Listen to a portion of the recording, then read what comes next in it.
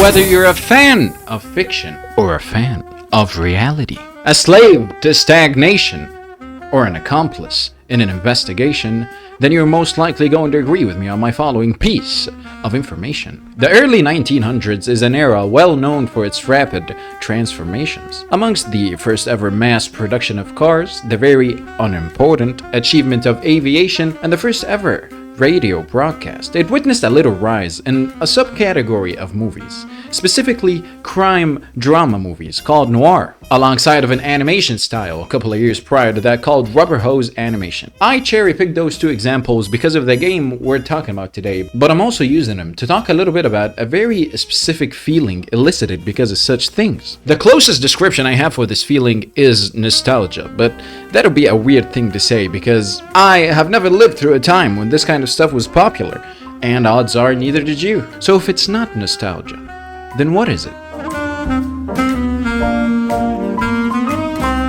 I'd say that time have given us the opportunity to look at this kind of stuff with rose-tinted glasses. Because if you look at old noir movies, for example, I would argue that you'd find their shortcomings to be somewhat obvious, but you'll most likely subconsciously choose to view it with some sort of appreciation. That's the whole gimmick behind games like Cuphead, and why its studio spent 6 years manually drawing every single frame. It's for the sole purpose of triggering that feeling in the player, and it's no different in the game we're talking about today. I have no doubt that this is a game you're going to deeply admire, a game that'll round up all your life's problems and set them on fire.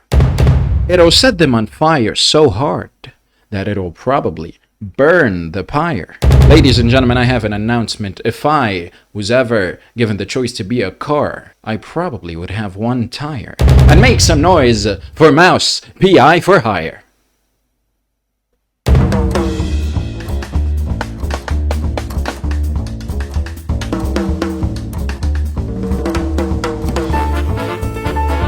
If you have any kind of confusion on whether this is a cartoon presented in a crime drama style, or if it's a serious crime drama game that just happens to be a cartoon, then I got news for you. It's the former, not the latter. And the question now is, why is that distinction important? It's a matter of shaping the expectations of the player. I think it's important in a game like this to know whether or not it takes itself seriously. And it's safe to say that the tone of this game is set pretty early on. People say that this game is a love letter to noir and rubber hose cartoons.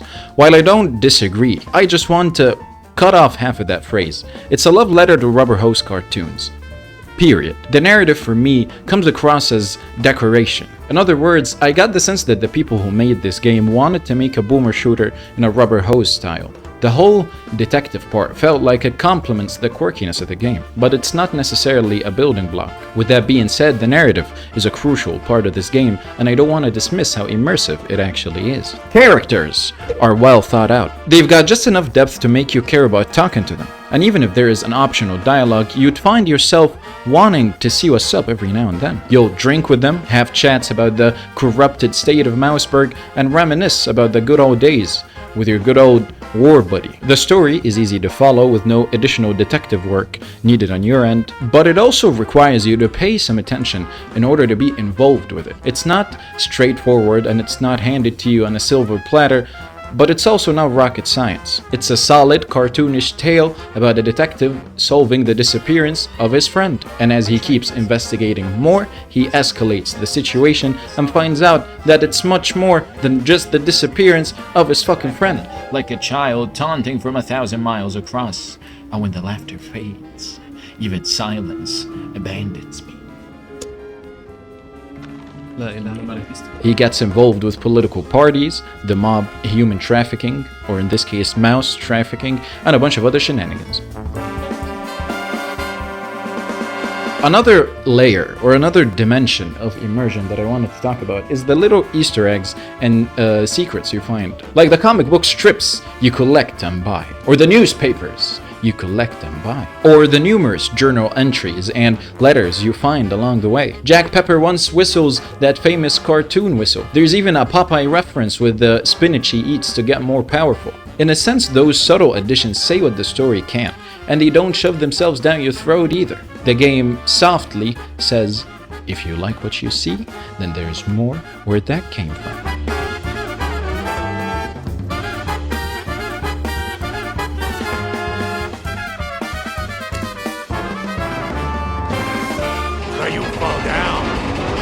crap.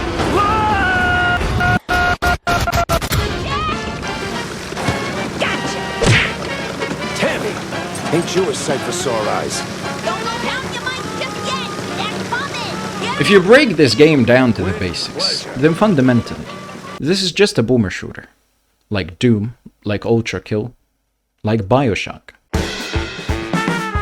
There is a good variety of weapons, but what stands out is how creative some of them are. Jarhead is a brain inside a gun that shoots sound waves at people till their heads explode. Portable Freezer is just how it sounds. Kiss Kiss is a double-barrel shotgun that shoots fire. And my favorite, Hellraiser, is a chainsaw made out of bones that you can shoot with. Combat is fast, smooth, and very fucking fun. You get an upgrade system to your weapons. The first upgrade, which is the only one that only matters, gives you like a special attack for your guns, and the rest are just there as a reason for you to gather more upgrade points. Enemies are repetitive, but it's never a problem in a game like this. Boss fights are cool and well thought out, and each one of them has somewhat of a theme that makes sense in that level, except the one with Vivian McCarthy. I don't know what the fuck that was, but it was fun. I have probably given you enough visual cues till now to realize it, but in case you're not as smart as I thought you would be, then I'm just gonna say it. This game's animations are ecstatic, especially the weapons. You can sense how much work have gone behind it. Each time you unlock a skill or a new weapon, it plays this cool little animation. They've really nailed the rubber hose look, and each weapon has its own reload animation as well. Look at how Jarhead reloads. Look at how Hellraiser reloads. I didn't realize this until I've watched a couple of reviews for the game, but they all mention how it must have been a hassle to make this game in black and white. Think about it. Most games rely on colors to guide the player. I only notice a collectible item or a sign on where to go next when they're standing out. But how are they going to stand out if everything is made out of the same two colors? By thinking outside the box, by leaning more into your creativity. Like how all the same doors are colored by the same shades of gray, so that when you see a white door, you immediately know where to go next. Or how all the weapons are animated in a rubber hose style, so that they will be noticeable in an environment colored by the same two colors. It fits the idea of the game so well that the only level that uses colors as a thematic choice is the only time I had difficulty finding out where the collectibles are, because the noise didn't make them stand out as much. It's like painting an apple orange and then putting it in a box of oranges. Now where did the apple go? I sure as hell don't know. Those are somewhat nitpicky, but in my opinion they would have made the experience better. For some forsaken reason, this game does not have a replay option. I, for example, enjoyed collecting those small figurines of mine, and I, much like a lot of other players, probably would have loved if I could go back and collect the rest without having to play the game from the very beginning every time I miss one. Or another brilliant idea. How about you add a new Game Plus feature? I would love to play the game from the very beginning with Hellraiser, but you only unlock it at the very end.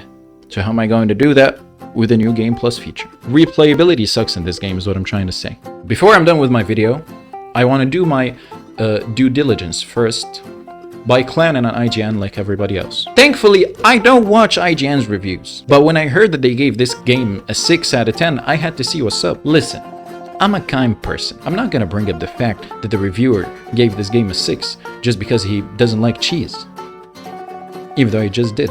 6 out of 10. Too much cheese. The only thing I'm gonna comment on is the fact that he brought up ludonarrative dissonance. Not because how pretentious it is, but because how idiotic and how biased of a take this is. Even a blind person can see that this game does not take itself seriously from the first ever dialogue. If you don't like the humor and how they make a cheesy cheese joke every couple of seconds, that's okay. Comedy is subjective, right? But the game literally established a cartoonish humor tone from the very beginning. So on what grounds is this dude judging a mouse private detective because he infiltrated a police station and killed a bunch of bad rats dressed as police officers? Or how he killed an opera singer while she was doing her job? Even though she wasn't an opera singer, she was a bad rat dressed as an opera singer. You know why? Neither do I. It's a fucking cartoon.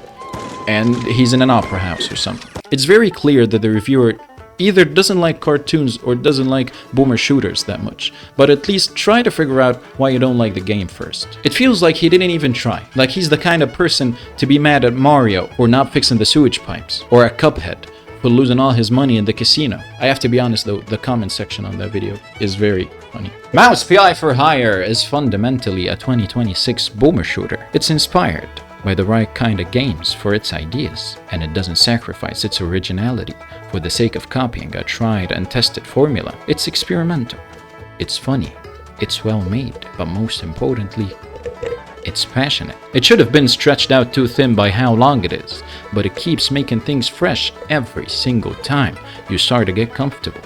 It's a good game for the right people and a decent one for those with different tastes. I give it a 6 out of 10.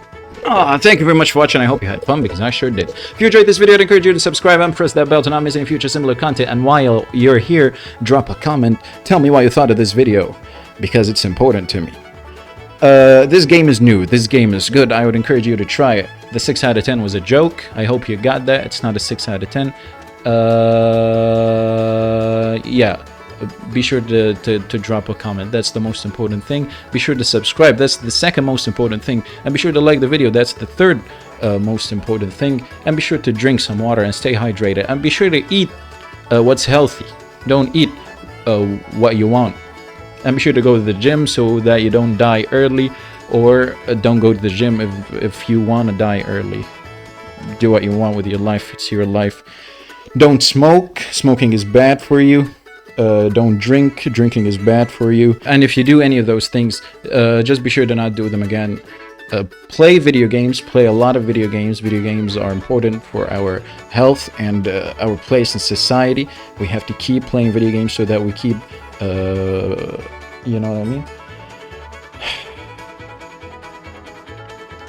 Be sure to not walk in the streets without any shoes, or if you do walk without any shoes, be sure to not step on any nail. Tell me what you thought of this thing I got going on. I got another one right here. See you in the next one. Goodbye.